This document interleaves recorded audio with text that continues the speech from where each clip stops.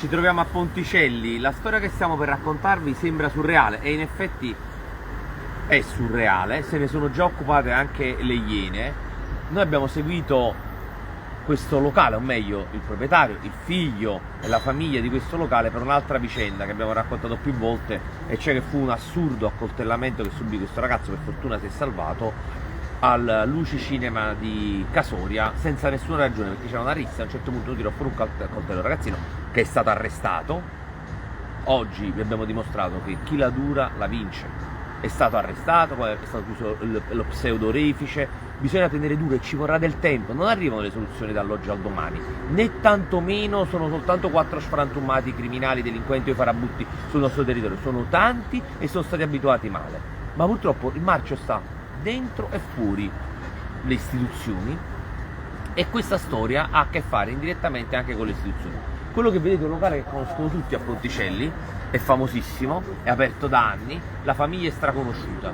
Dovete sapere che loro l'avevano fittato regolarmente a un privato, un cittadino che ha portato le carte e ha detto noi lo fittiamo, se volete lo fittate, hanno investito, hanno lavorato, tengono attualmente aperto, eppure hanno scoperto per caso, per puro caso, che questo locale, chi glielo fittava era un po' come Totò con la Fontana di Trevi, non era il proprietario, perché quest'area è di proprietà comunale. Il problema è che neanche il comune lo sapeva e quindi è iniziata una vicissitudine allucinante, perché addirittura il finto proprietario di questo terreno ha fatto causa per avere pagati i pigioni che a un certo punto i titolari hanno smesso di pagare perché li volevano pagare al comune, per aver pagati gli arretrati senza avere nessun titolo. Cioè, domani mattina se passasse questo concetto, io dico che quel ponte è mio e chiedo il pedaggio anche se non ho nessun titolo. Ci racconti un po' nel dettaglio, perché poi tra l'altro vi rendete conto, una vita passata a realizzare questo locale, all'improvviso scopri che chi te lo fittava non aveva nessun titolo e quindi si è preso anche dei soldi che non doveva avere e che doveva avere il comune, che invece non ha incassato e che adesso per fortuna è intervenuto con determinazione per rivendicare l'area. Però il paradosso è questo: lui a chi deve pagare? Al comune o al finto proprietario? Praticamente nel 2023 io vengo raggiunto da un procedimento penale di occupazione di suolo pubblico e lì scopriamo che il presunto proprietario non è il proprietario. Quindi a quel punto gli mandiamo una PEC dicendo che sospendiamo i pagamenti proprio perché dobbiamo capire chi è il proprietario. Il presunto proprietario ci fa causa per morosità e andiamo avanti così per circa 2 anni, 3 anni. Poi la prima udienza il giudice gli dà ragione dicendo che il contratto è tra le parti e va rispettato anche se lui non ha nessun titolo, quindi non so come un contratto possa essere valido se viene a mancare l'oggetto.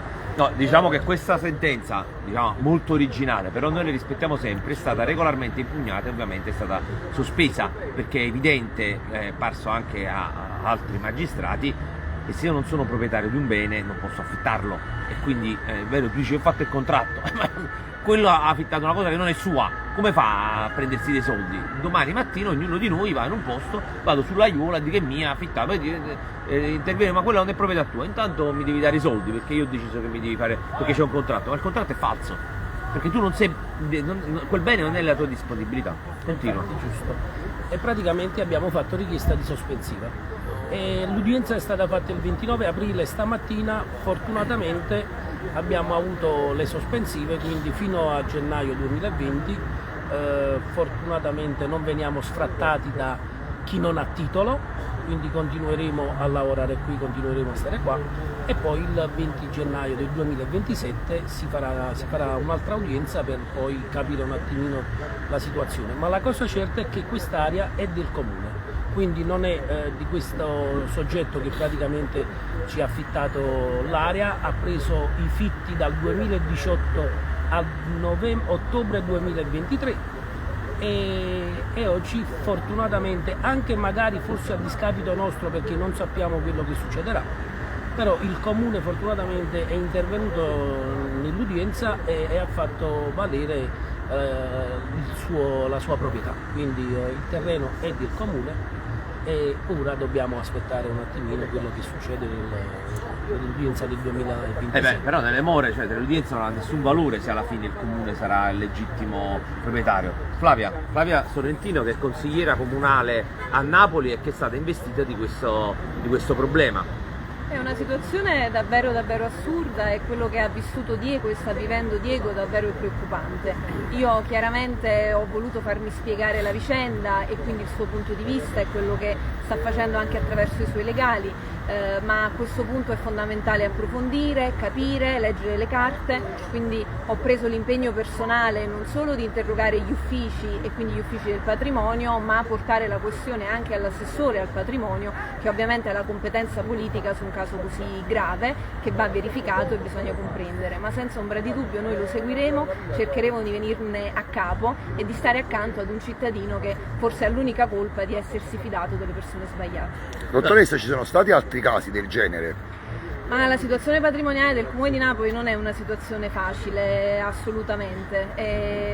Ci sono stati casi forse più che ancora sul patrimonio, anche sul settore dei cimiteri, che è un settore molto complesso della città di Napoli.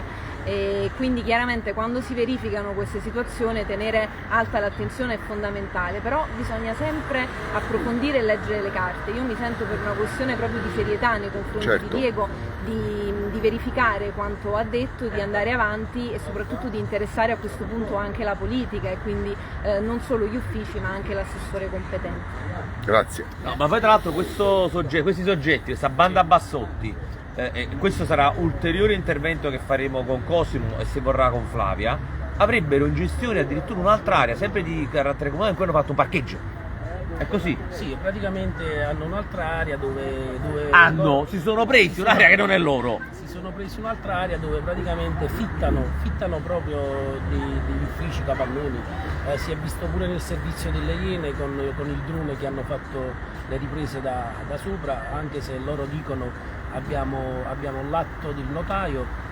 Ma di fatto le Iene hanno il mappale e dicono che là è un'area che non si poteva assolutamente né acquistare e né chiudere, doveva stare a disposizione non so se della tangenziale del comune, comunque non è un'area che tu puoi chiudere o puoi fittare perché non è chiusa. Io ho visto il servizio, sembra una baraccopoli, sì, da come sì, sì, l'hanno ridotta. E fuori c'è pure scritto proprietà privata, sì, ho letto. Sì.